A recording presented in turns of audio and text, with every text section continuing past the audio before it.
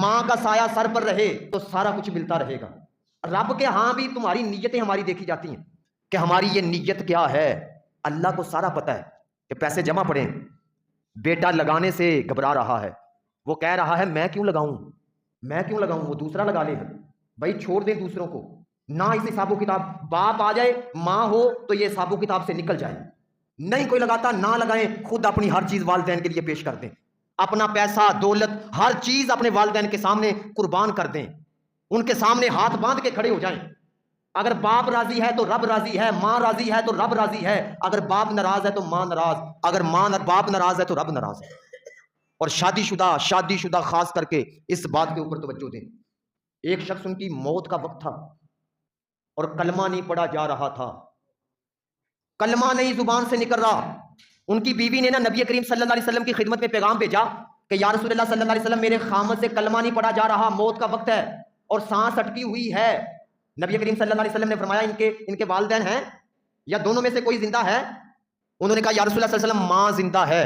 نبی کریم صلی اللہ علیہ وسلم نے فرمایا ماں ناراض ہے کہ نہیں؟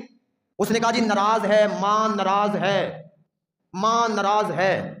نبی کریم صلی اللہ علیہ وسلم نے بلایا، ان کی ماں کو بلایا، اس شخص کی ماں کو، اور کہا جی تجھے تیرے بیٹے سے کیا شکایت ہے؟ اس نے کہا، ماں کہنے لگی یا رسول اللہ صلی اللہ علیہ وسلم مجھے اس کے دین کی وجہ سے کوئی شکایت نہیں، نمازی ہے، روزے دار ہے، نیک ہے، لیکن مجھے اس سے ایک شکایت ہے، جب بولتا ہے نا تو میرا دل زخمی کر دیتا ہے، میں اس کی زبان سے ڈرتی ہوں۔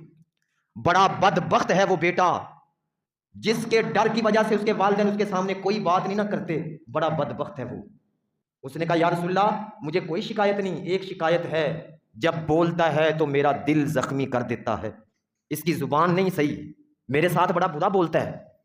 بھائی اگر کوئی کمی پیشی ان سے ہو جائے تو اس کا مطلب یہ نہیں کہ اپنے لہجے بدلنے، آپ نے اپنے آپ کو بدل کے ان کے سامنے برا بولنا ہے، ہاتھ باندھ کے کھڑے ہو جائیں۔ جن کے والدین زندہ ہے نا بہت بڑی غنیمت ہے، ان کو راضی کر لیں، یاد رکھ لیں، ساری رات نمازیں آپ پڑھتے رہیں، باہر جا کے لاکھوں روپیہ خرچ کرتے رہیں، حج کر لیں، جو بھی مرضی نیکیاں کرتے رہیں، اگر والدین ناراض ہے نا تو سمجھ لیں کہ کوئی فائدہ کوئی نہیں آپ کا۔ ماں باپ کو راضی کریں، ماں کو باپ کو راضی کریں، یہی جنت ہے، یہی جنت ہے، یہی جنت ہے۔